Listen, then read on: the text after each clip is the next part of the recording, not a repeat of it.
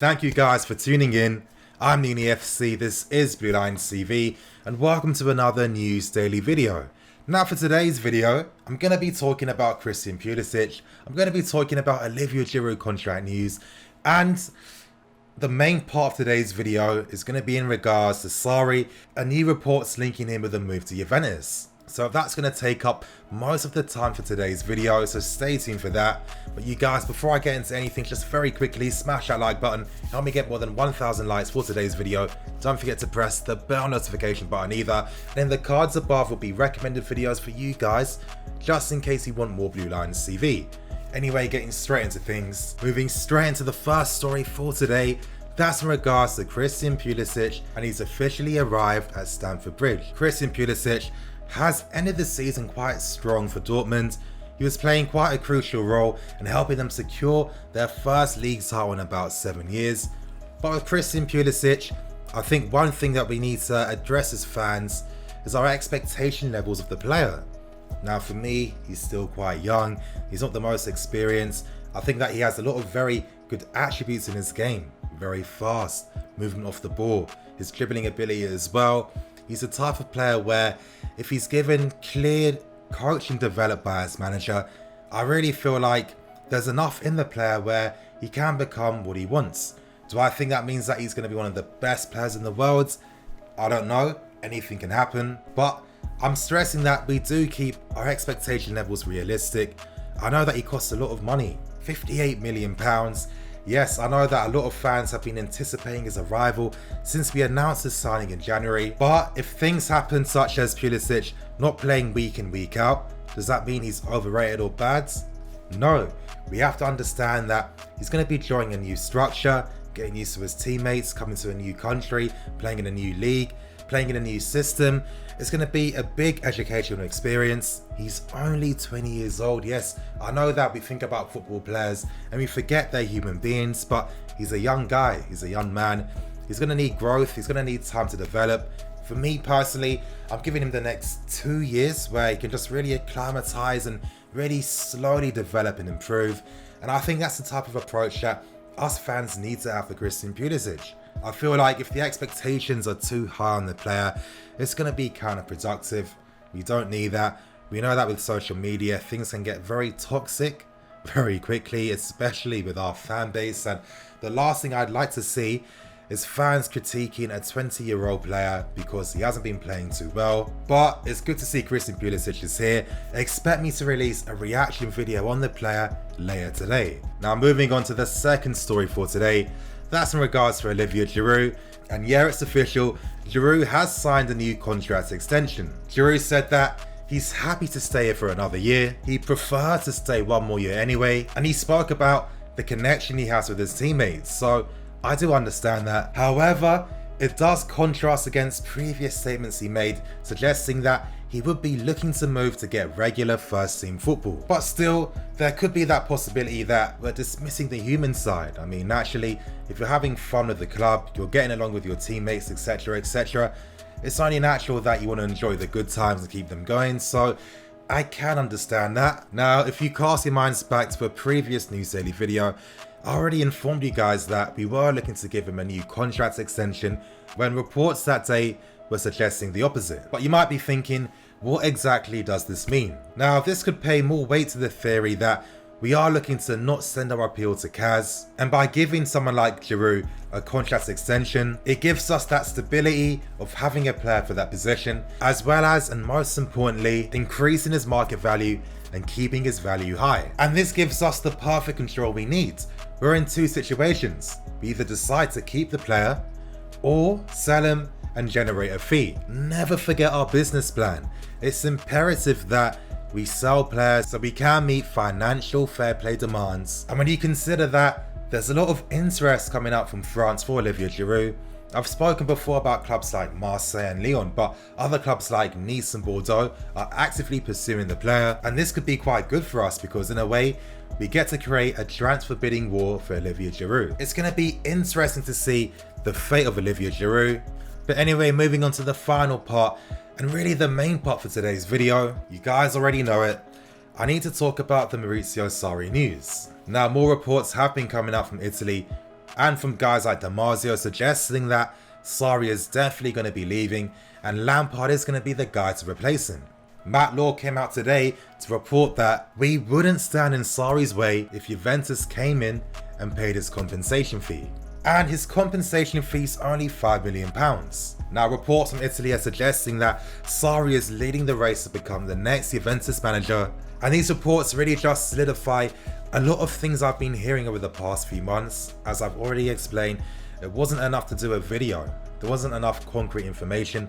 A lot of it was just hearsay in that sense, but with hearsay you never know what's correct and what isn't. And the impression I was told to keep is the fact that don't be surprised if Maurizio Sarri decides to leave on his own terms. Now yes, Sarri's been saying different things in the press conference, but we can't really be expecting Sarri to really announce the truth in a press conference. That doesn't make too much sense, and it's quite obvious why Sarri isn't going to be too revealing, because the situation is still developing.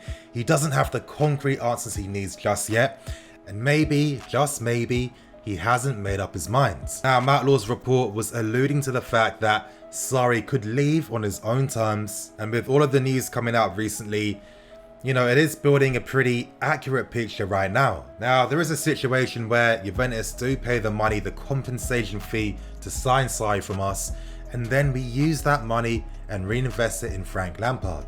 I see that happening. Let's not forget last summer, we're the type of club that likes to do business this way. Don't ask me why, but for some reason, we're a club that likes to do business the long way. Now, here's where I give my thoughts and opinions. This is going to be a very big topic, so I'm going to be breaking things down over the next few days in a lot of detail, so don't worry about that. I'm going to do this story a lot of justice. But before I get into anything, I do want to clarify my position just one more time. I like Sarri. I like the work he does. I think that his methods can work. And for me personally, I like to see him continuing his development of this team and the squads. But remember, please remember, this is obviously out of my hands. I have no say in this. So if Sarri decides he wants to go, or maybe the club sack him, I would like Frank Lampard to be that replacement manager for Sarri. That's simply it. There's nothing more than that.